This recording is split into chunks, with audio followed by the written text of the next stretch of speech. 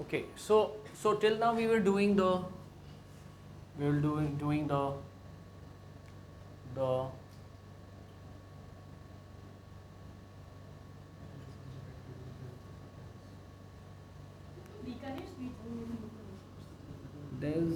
there's a problem. This we are discussing here, right? In non-stoichiometric, right? This is not the subdivision of the impurity defect. Okay, we are discussing. So this you don't get confused here. This we are discussing under the heading of non-stoichiometric. Okay, so we come to the metal deficiency defect. So metal deficiency defect. We have done the metal excess, and we have seen that in cases of 2 NaCl, where there is a carbon center where the electrons move in, there's another where the cation itself moves in, right, in the interstices. For solids like FeO, okay, in FeO you'll find some Fe2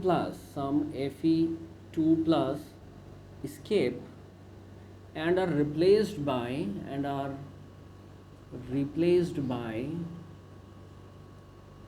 Fe3 plus. So what happens if 3 of them escape? Then it is replaced by 2. So for every 3 Fe2 plus escaping,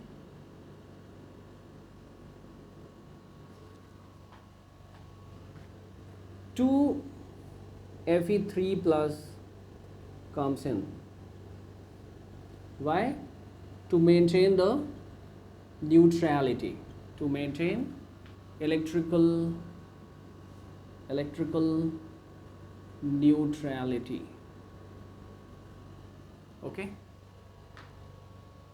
we understand that. So what happens? Obviously there will be a deficiency of the metals. Fine. So there is a deficiency of the metals, leading to the formula being something like Fe. This actually varies from. Okay, so therefore, so the formula becomes